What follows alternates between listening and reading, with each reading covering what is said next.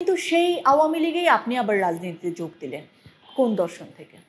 বাংলাদেশকে একটি সুন্দর বাংলাদেশ হিসাবে গড়ার জন্য মুক্তিযুদ্ধ যেই স্বপ্ন নিয়ে আমরা করেছিলাম সেই স্বপ্নকে ধারণ করে। আপনার মনে হয়েছিল যে শেখ হাসিনার নেতৃত্বে আওয়ামী লীগ আবার সেই পথেই হাঁটবে? ইয়েস, আমি শেখ হাসিনার উপর আস্থা রেখেছিলাম। আমি তাকে বিশ্বাস করেছিলাম। আপনি আশাহত হয়েছেন? আমি মনে করি তিনি আমার সাথে, দেশের সাথে, দলের সাথে বিশ্বাসঘাতকতা করেছেন। আপনার বড় বোনের একটি লেখা এখন আসলে মানে দালিলিক প্রমাণ হিসেবে ব্যবহার করা হয় যে ২৬শে মার্চের প্রথম প্রহরে আসলে শেখ মুজিবুর রহমানকে বলা হয়েছিল যে আপনি ঘোষণা দেন, কিন্তু তিনি দেননি। স্বাধীন যখন হয়ে গেল তারপরেও কি আপনার বাবা মানে তাজউদ্দিন আহমেদের সাথে শেখ মুজিবুর রহমানের রাষ্ট্র পরিচালনা নিয়ে কোনো মতাদর্শিক দ্বন্দ্ব হয়েছিল? কি ছিল অবস্থা? আপনি কি পরিবারের কাছে শুনেছেন? হ্যাঁ, আমরা এটা শুনেছি, আমার মায়ের মুখ থেকে শুনেছি। আমার বাবা ২৫শে মার্চ রাতে, আই থিঙ্ক রাত্রে ১০টার সময়, ৯টা-১০টার দিকে ফেরত আসেন ৩২ নম্বর থেকে। তো আমার মায়ের মুখে শুনেছি যে আমার বাবা খুব আপসেট ছিলেন।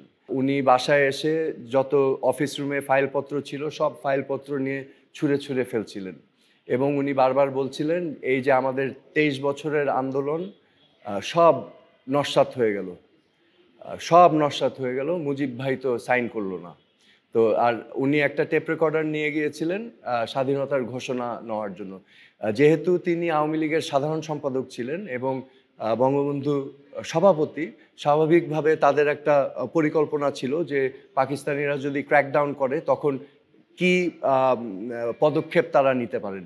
তো সেটার অংশ হিসাবে তাদের পূর্ব পরিকল্পনা ছিল যে বঙ্গবন্ধু একটি ঘোষণা দিবেন এবং ঘোষণা দেওয়ার পর তারা হয়তো আত্মগোপনে চলে যাবেন এবং পরেরটা তারা আত্মগোপন অবস্থায় পরবর্তী পরিস্থিতি মোকাবেলা করবেন। সো শেষ মুহূর্তে বঙ্গবন্ধু এটা সাইন না করা, কারণ আমরা জানতে পেরেছি যে সেই সময় হোটেল ইন্টারকন্টিনেন্টালে আন্তর্জাতিক মিডিয়ার সকল সাংবাদিকরা অপেক্ষা করছিল। তো ওনাদের পরিকল্পনা ছিল ওই ঘোষণাপত্রটা স্বাক্ষর দিলে সেটা পৌঁছিয়ে দেওয়া হবে তাদের কাছে, কিন্তু সেটা হলো না। তো সেটা হলো না এবং আমার মায়ের মুখ থেকে শুনেছি যে আব্বু এসে বলেছিল যে বঙ্গবন্ধু বলেছিলেন ওনাকে, যেটা আমার বোন ওর বইয়ে লিখেছে, যে এত চিন্তা করো না, আমি হরতাল ডাকছি কালকে, নাকে তেল দিয়ে ঘুমিয়ে থাকো, এই ধরনের কথা বলেছিল এবং আমার বাবা খুব আপসেট হয়ে গিয়েছিলেন। সো পরবর্তীতে তো আমরা দেখলাম যে হরতাল ডাকার কোনো সুযোগ ছিল না। পাকিস্তানিরা বর্বরচিত গণহত্যা শুরু করে ২৫শে মার্চ রাত, ২৬শে মার্চ ভোরবেলায়, এবং পরবর্তীতে তাজউদ্দিন আহমেদ নিজ উদ্যোগে উনি বর্ডার ক্রস করে ইন্ডিয়াতে যান। তো তখন তিনি চিন্তা করেছিলেন যে তিনি রিফ্লেক্ট করলেন যে অনেক বিচ্ছিন্নতাবাদী আন্দোলন হয়েছে পৃথিবীতে, কিন্তু বেশিরভাগই সাকসেসফুল হয়নি, কারণ কোনো আইনগত ভিত্তি ছিল না সেই মুভমেন্টগুলোর। তখন তিনি চিন্তা করলেন যে যেহেতু আমাদের একটা নির্বাচন হয়েছিল ৭০ সালে, তো ওই নির্বাচনেরকে ভিত্তি করে যদি একটি সরকার গঠন করা হয় তাহলে ইন্ডিয়া সহ অন্যান্য রাষ্ট্রর সমর্থন নেওয়া সম্ভব হবে এবং একটি স্বাধীন রাষ্ট্র হিসাবে বাংলাদেশকে মুক্ত করা সম্ভব হবে। তো এই চিন্তা নিয়েই তিনি বর্ডার ক্রস করলেন এবং তিনি সরাসরি দেখা করতে চেলেন ইন্দিরা গান্ধীর সাথে। তাদেরকে অফার দেওয়া হয়েছিল যে এবং অন্যান্য সংস্থার সাথে যোগাযোগ করতে, কিন্তু আমার বাবা রাজি হননি। তিনি বলেছিলেন আমি সরাসরি প্রধানমন্ত্রীর সাথে দেখা করতে চাই।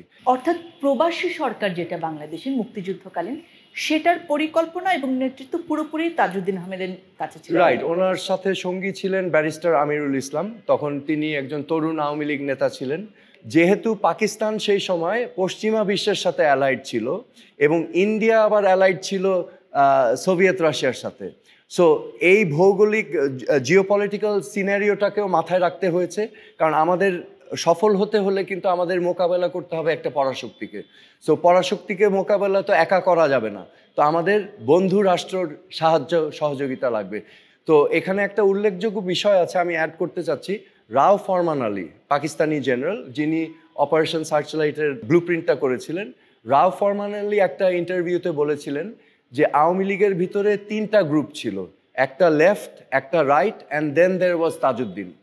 আমাদের সবচেয়ে বেগ পেতে হয়েছে তাজউদ্দিনের সাথে, কারণ তাজউদ্দিনই একমাত্র পাকিস্তান ফ্রেমওয়ার্কে কোনো আলাপ করতে চাননি। হি ওয়াজ ফর ইন্ডিপেন্ডেন্স। সো আমাদের সবচেয়ে বড় মাথা ব্যথা ছিল তাজউদ্দিন। আর শেখ মুজিবুর রহমান কোন সাইডে? এখন শেখ মুজিব এই প্রশ্নটাও কিন্তু জার্নালিস্ট করেছিলেন, তো উনি বলেছিলেন না, শেখ মুজিবুর রহমান ব্যতীত 3টা গ্রুপ ছিল, because he was trying to say যে এই গ্রুপগুলো ইনফ্লুয়েন্স করতো শেখ মুজিবুর রহমানকে। স্বাধীনতার পরে আসলে তাজউদ্দিন আহমেদ কি সেই ভূমিকার যোগ্য মর্যাদা পেয়েছিলেন কিনা, বা দেশকে নিয়ে তারা যে স্বপ্ন দেখেছিলেন সেই অনুযায়ী তিনি কাজ করে যাওয়ার সুযোগটা পাচ্ছিলেন কিনা, কিছু শোনাচ্ছেন আপনি? না, অবভিয়াসলি পাননি, যেই কারণে গণতন্ত্র ছিল না ৭২-এর পরে। ক্রমাগতভাবে একদলীয় শাসন ব্যবস্থায় চলে গেলাম, যেটার বিরোধিতা এবং যুক্তি দিয়ে বলার চেষ্টা করেছিলেন আমার বাবা সেই সময়।